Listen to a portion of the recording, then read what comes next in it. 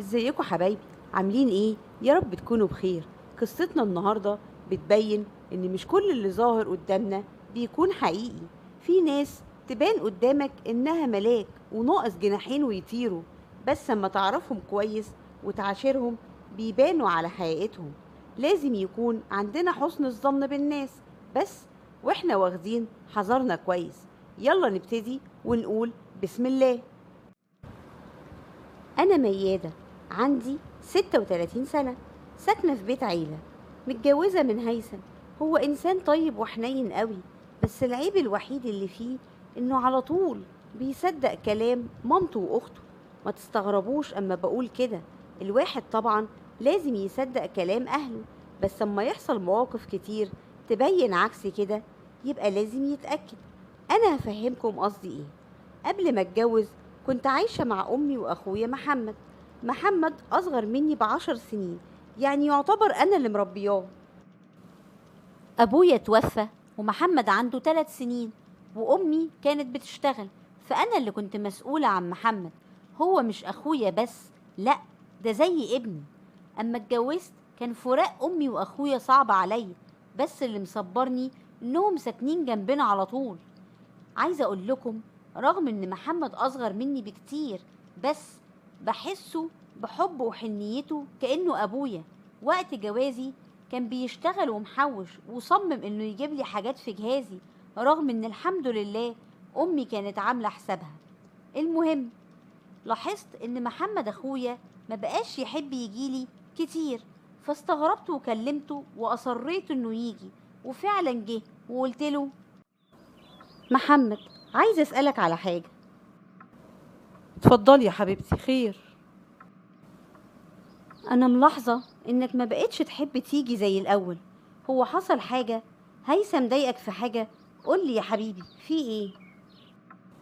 لا والله، ده ابي هيثم اخويا الكبير، ربنا يعلم انا بحبه قد ايه، وعمري ما ازعل منه ابدا. أمال في إيه؟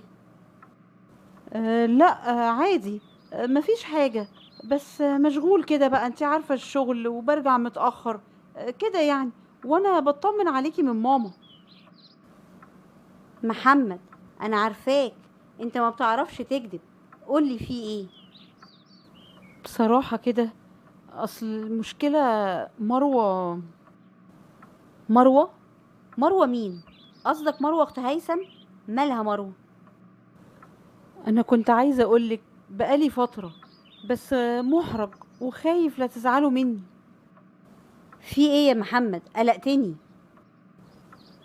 من فترة ابتدت كده تبصلي بصات مش مريحة، يعني بصات جريئة كده، وكلامها مش مريح. وأوقات كتير بكون نازل من عندك توقفني على السلم بأي حجة وتفضل تتكلم. واما صدتها قالت لي إنها بتحبني، فقلت لها إن هي زي أختي. انتي عارفة أنا بحب سارة بنت عمنا، وهي كمان بتحبني، ومتفقين على الجواز. فبقيت محبش آجي، وبرضه مش سايباني في حالي. مش معقول، مروة ما يبانش عليها خالص. والله ده اللي حصل، انا ما بكدبش.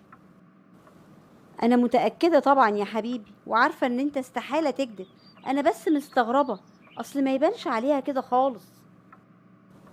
بصراحة هي مش زي ما انتم فاكرينها. انا ما بحبش اتكلم عن حد، بس هي سمعتها بره غير كده خالص. يا حول الله يا رب. المهم انت خليك في حالك، انا مش عايزة مشاكل معاها هي وطنط. انت عارف هما ما بيسيبونيش في حالي، والمشكلة ان هيثم استحالة يصدق عليها حاجة. ربنا يهديها. وعدت الأيام، وفعلا بقيت أخد بالي إن مروة مهتمية بمحمد وعلى طول بتسأل عليه، لحد ما جه اليوم اللي محمد قرر إنه يخطب سارة. وطبعا قلت لهيثم، وفرح قوي. ونزلت تحت عشان أقول لمامته، ورحت قلت لها: ازاي حضرتك يا طنط؟ أنا نزلت مخصوص عشان أعزم حضرتك على خطوبة محمد أخويا، كمان 15 يوم إن شاء الله. بجد؟ الف مبروك. وخد مين بقى؟ هيخطب سارة بنت عمي إن شاء الله، هما بيحبوا بعض من زمان. ولسه ما كملتش كلامي لقيت مروة دخلت أوضتها ورزعت الباب، ولقيت حماتي بتقولي معلش، أصلها لسه جاية من شوية، كانت بره بقى والجو حر، تلاقيها متضايقة من حاجة بره ولا حاجة، معلش. عادي يا طنط، ولا يهمك، أنا هستأذن بس عشان أطلع عشان هيثم فوق. في ايه يا مروة؟ مالك؟ ايه اللي حصل؟ هو فعلا محمد هيخطب؟ هيخطب، وانت ايه اللي مضايقك؟ ما يخطب ولا يتنيل، احنا مالنا؟ مستحيل يا ماما، مستحيل، مستحيل محمد يكون لحد غيري. أنا بحبه يا ماما، بحبه قوي، سامعة؟ أنا بحبه، ولو ما اتجوزتوش هموت نفسي. يا لهوي، ايه اللي بتقوليه ده؟ وليه ما قلتيش من زمان؟ اعمل ايه دلوقتي؟ ده خطوبته كمان 15 يوم. ماليش دعوة، اتصرفي يا ماما، أنا بحبه، بحبه. وعدت الأيام وكل يوم بروح لماما عشان أكون موجودة في التحضيرات بتاعة الخطوبة. بس بقيت ألاحظ حاجة غريبة قوي، بقيت ألاحظ إن في فلوس وذهب بينقص من عندي. كل شوية ألاقي حاجة نقصت، مرة فلوس مرة حلق، مش عارفة الحاجة دي بتروح فين، ومش قادرة أتكلم ولا أتهم حد. فجاتلي فكرة إني أركب كاميرا، فركبت كاميرا في شقتي وكاميرا على السلم من غير ما حد يعرف، حتى هيثم ما قلتلوش. وفي يوم ماما قالت لي اروح اتغدى معاها، وقلت لهيثم ووافق، وقال لي هيعدي عليا بعد الشغل، بس قال لي وانتي نازله اطمني على ماما. قلت له حاضر، ونزلت لحماتي ودخلت وقلت لها اني رايحه لماما. لقيتها بتقول لي ياه، تصدقي مامتك وحشاني قوي ونفسي اشوفها. وحضرتك كمان وحشها قوي، هي نفسها تيجي بس ما بقتش تقدر تتحرك كتير بعد العملية اللي في رجليها. الله يعينها يا حبيبتي. طب خلاص، انا هلبس واجي معاكي، وفرصة ان مروة هتتأخر النهاردة في الجامعة.